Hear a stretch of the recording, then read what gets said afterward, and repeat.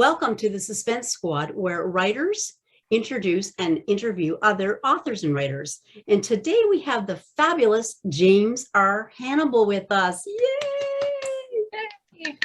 So I want to start off by telling you a little bit about James. Former stealth pilot James R. Hannibal is no stranger to secrets and adventure. He has been shot at, locked up with surface-to-air missiles, and chased down a winding German road by an armed terrorist.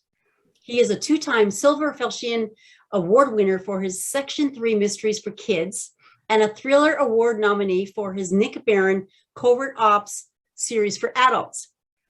James lives in Houston with his beautiful wife and two amazing sons.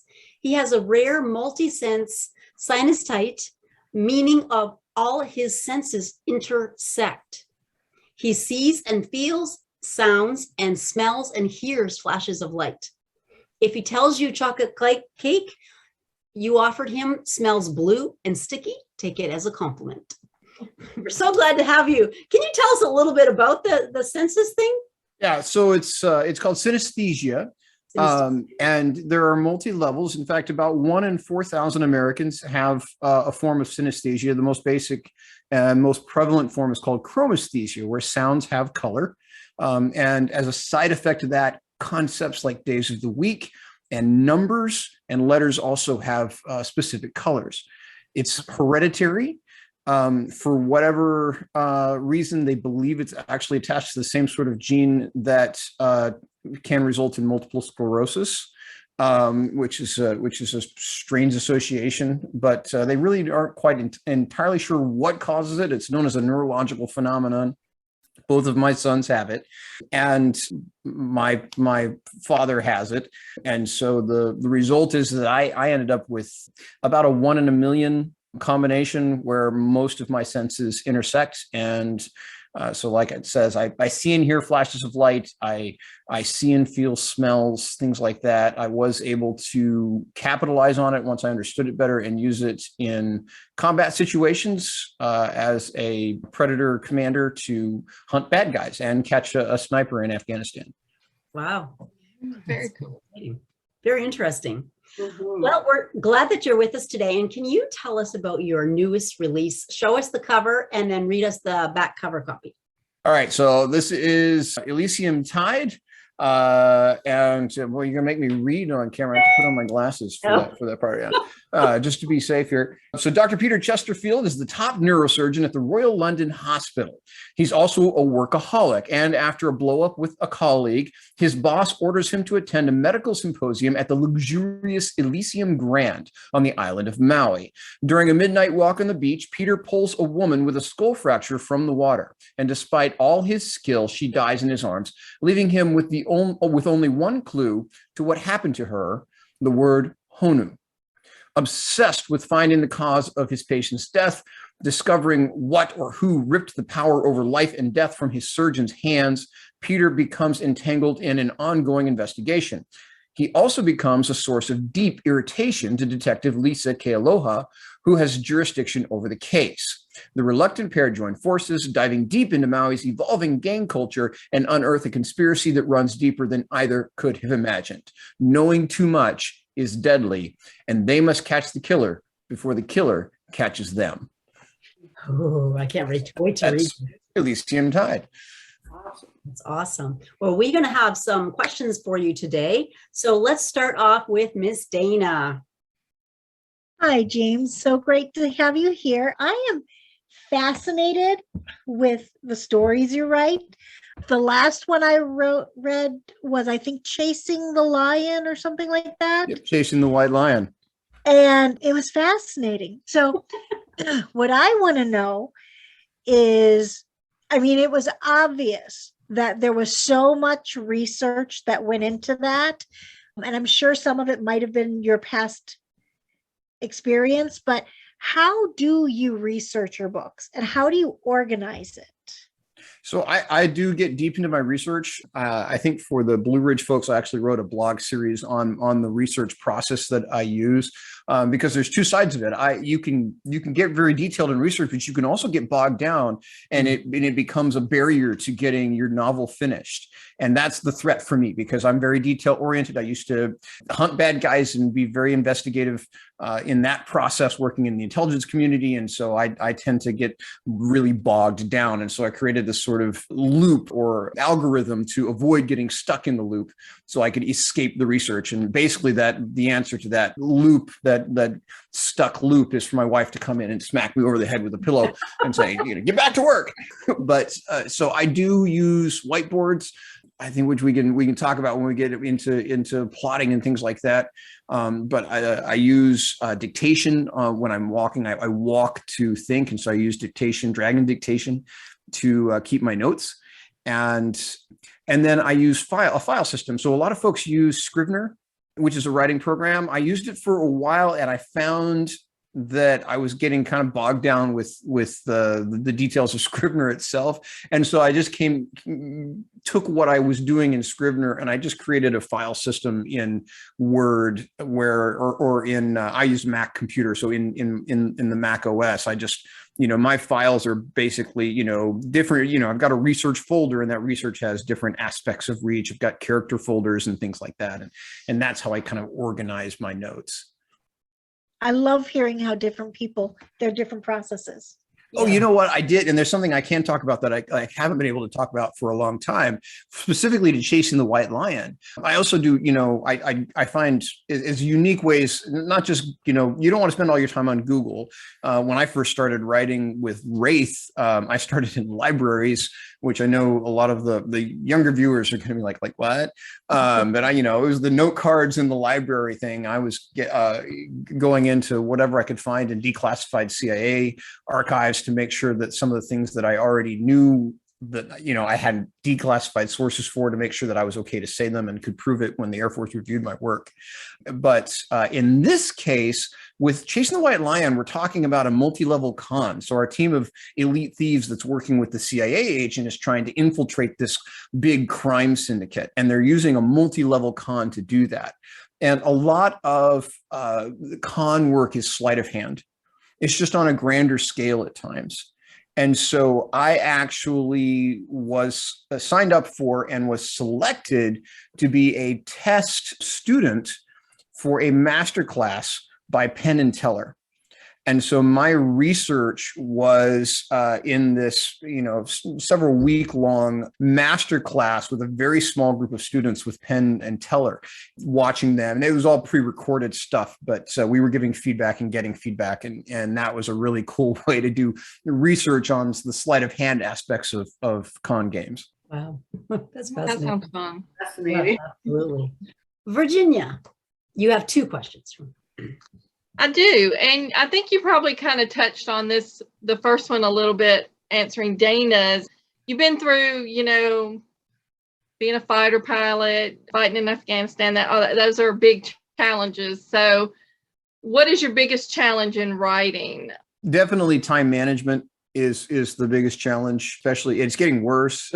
We're running an adventure Bible study system that we're creating for youth, using fantasy adventure to teach discipleship, to teach scripture memory and application and all those things. And starting that up, we don't do loans. And so we are funding it ourselves. And what was covering it when the world is creating an effective 20% higher cost of living, because the whole 8.6% inflation doesn't actually tell the truth of the real cost of living increase. That means that I have to work more. For instance, why I was flying in from Puerto Rico this morning, doing extra flights, whatever I can do to pick up extra income so that we can get this Bible study system going. So in that regard, and then, where and when am I going to get my writing done? And so that is, as always, especially when you're funding your own side work, which I'm sure a lot of authors are very familiar with, it's that finding those moments to write. We used to call it picking up the trash in street hockey. There was a street hockey club at the Air Force Academy, and we actually played on the big Air Force Academy concrete rink in the off season when the ice wasn't there. And anytime that the ball was free and you could get to it, that was and you see an opening, that was that picking up the trash, taking a shot at the goal. Don't miss a shot at the goal. And so I think that's what I think of when I think of writing and getting those words in, is when you see that opportunity to take a shot at the goal, sit down and get those words in. When those moments, even you say, oh, it's not going to be more than half an hour to write, so I'm not going to do it. Well, you just lost half an hour to write. So that's how I face that challenge. I also have another question for you. How do you weave your faith into your stories? So very, very carefully, I do my best to avoid the moment when the preacher sits down with the protagonist and explains the theological basis of the story. That has been done and probably shouldn't be done in the future. So I try to, the same way that I weave world building into a story, because it's part of that story world in which I'm incorporating it into the action as things are happening. Then I'm not just doing, when you arrive on scene, this is basic world building. When you arrive at a new scene, you don't just take 2 paragraphs to describe the new scene. You work it into the actions and discussions of the characters, the narrative as that goes along, things that they're seeing. Same thing with working in your theological theme. The very, very smart man named Johnny Buckles, who had been my Sunday school teacher for a very long time, but is a theologian, talks about hermeneutics and suggested to me that what I was doing was hermeneutics in reverse. And so what you're doing is you're drawing a path and if you're not familiar with the term, if a viewer's not familiar with the term hermeneutics, that is the art of interpreting sacred texts and by understanding the context in which they were written. And that has become a field of communication in general, of communicating across different contexts. And so when you are the writer, you're writing to a broad context because you have a broad group of readers, and you need to, when you're creating, you want them to get your point. It's not that you're beating them over the head with the point, it's the fact that you have a specific message to pass. And if they get the wrong message, that's a very bad thing when we're talking about scriptural themes and scriptural messages. If we unintentionally pass the wrong message, that's on us. So it's important to draw that hermeneutical path as you lay it down piece by piece through the story, everything from how the characters respond to different interactions or bad or good things that happen in their lives as the story progresses, to the weather. You're laying out that feeling, that mood, and that message all through the story. I like that. Yeah. That is it. Yeah. Now you don't have to go to my class next time I teach at a writers convention. I just condensed like 2 days into I just realized I need to do more work on my class. I love it. That's awesome.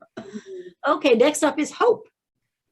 Hi, James. I'm so glad you're here. It's nice to meet you. And you touched on this a little bit earlier when you were answering Dana's question, but I love to hear authors tell about their process of how they write, because I know there's, basically there's the plotters and the pantsers or the organic writers, and everybody kind of fits somewhere in between the two. So, as you were talking about being, going on missions and things, I thought to myself, I have a feeling this might be a plotter. So tell me a bit about your process, your writing process. Sure. You kind of hit the nail on the head. I was a mission planning cell chief. I planned some of the Iraqi freedom missions for the stealth bomber. So that's part of my heritage. And so I take that into my writing. And we did hint at it because of Dana's question brought us to notes. And so, part of my note taking, I'm going to turn my screen here for just a little bit. You can see my board there. It's blank right now. I just erased it because I'm working on a new novel in our fantasy series, our Fantasy Light Raiders series. And so I'm going to begin to fill it out. But so I go and I spend 6 weeks working just on the plot. Also, my agent had pretty sort of stiff requirements to how much he would take as a book proposal. Because after my first couple of books sold, and I was really writing on proposal, and my agent had very high demands for that proposal, so that it was a lot to get it past him before it even went to editors and such. And so I got used to writing a very, very detailed outline, which, that being a short story version of the book. And so I lay that out, and that's the other class that I tend to teach, is story beats, and how those story points that are a part of every story, how we can capitalize on those to connect with readers. And so my outlining and plotting process is based on those. I love it. I'm a plotter too, so all of that is just all in my wheelhouse. So yeah. I am not. I'm a pencil. Well, so whenever I teach on plotting, I always recommend reading Story Trump Structure by Stephen James, which is sort of that anti-venom or something for, if you get the plotting bug, you can become formulaic very quickly. And so reading Stephen's book can really help you balance that. Yeah. Absolutely. Okay, so we have Patty has 2 questions. Yeah, and I'm so thankful that you're here this evening, and good to meet you. So I have, in your new book, or actually you can even touch on any of the others, do you have a favorite scene that you've written, and what was the inspiration for that? My favorite scene, and it's hard to say this as a favorite, but the scene that I think is most impactful is that moment when the control over life and death is being wrested from Peter Chesterfield's hands. The neurosurgeon has pulled this woman out of the water. He is, riding in the ambulance to the hospital, trying to save her life, and realizing that for all of his skills and all of the resources, even when he arrives at the hospital, he does not have the ability to bring her back. And his dealing with that is probably my favorite scene in terms of just the impact on him, and the beginning of the change for him as an atheist to start to wonder who's really in control here. And I think the inspiration, that it was a natural following from The Paris Betrayal. So the book that I had written prior to Elysium Tide is The Paris Betrayal, and it's a spy left out in the cold story. And that was one where when you ask about how do we weave the theological lesson into the story, The Paris Betrayal is entirely allegory. There is no direct theological lesson spoken out loud in the story. And you may not realize it until you get to the author's notes that you've just read the book of Job. Of course, it's now probably more obvious because Dr. Gary Huckabee has released in coordination with me a 12-week Bible study on how we see Job in the story. So, that sometimes appears next to it on the shelf, and that makes it pretty obvious. But the point being that story was all about God's sovereignty. And so it took me, writing in that story for about a year of taking a deep dive into Job and a deep dive into our place as his creation and his place as our creator, then led me towards Elysium Tide and Dr. Chesterfield's struggle as an atheist with coming to grips with that same lesson in a different way. I loved Paris Betrayal. It was an awesome book. Oh, thank you. Thanks a lot. Well, so then the other question that I have is, how long have you actually been writing, and where do you get new ideas? So I have been writing, technically, I've been writing since I was a kid. My first story was, published in a small town in Missouri when I was 12. I won a little story contest, and they read my short story over the radio. And so, and I wrote stories in lyric poetry through high school, and one of those was published in a newspaper in Dallas, and so on and so forth. But at 17, I joined the military, and I felt like I wanted to experience what God had for me for the next several years and gain that experience before I began writing in earnest. And so I didn't start writing again until 2006, when I started writing Wraith, which was my first published novel in 2010. Trying to think of where I was going with that. What was the original question was, how long have you been writing, and where do you get your new plot? Oh yeah, where do I get my ideas? So the point of waiting was to build that experience bucket. In the Air Force, we used to say that you have a couple of different buckets. You have your knowledge bucket, and you fill that with study. And I'm carrying the bucket in my hand here. Sorry, this is how the flight instructors always used to talk about it. And then you have your experience bucket, and you can only fill that experience bucket by doing, by flying the planes and learning, or at least being part of crews on different aircraft. And so it was filling that experience bucket that I think prepared me to be an author and really have story ideas, so that when I'm walking down the street in a country like London, or a country like England, but walking down the street in a place like London, where my Lost Property Office book, the first book in the Section 13 series, came from. I'm walking through London looking for Baker Street, looking for the famous address of Sherlock Holmes, when I discover 2 doors down at 200 Baker Street is this place called the Lost Property Office. And it's this lost and found for all of London for the last 80 plus years. Everything left on a tube or a taxi cab has found its way through the Lost Property Office. And I thought, well, this, it's right next to Sherlock Holmes's address at 221B. So it must be, the headquarters of a secret society of detectives.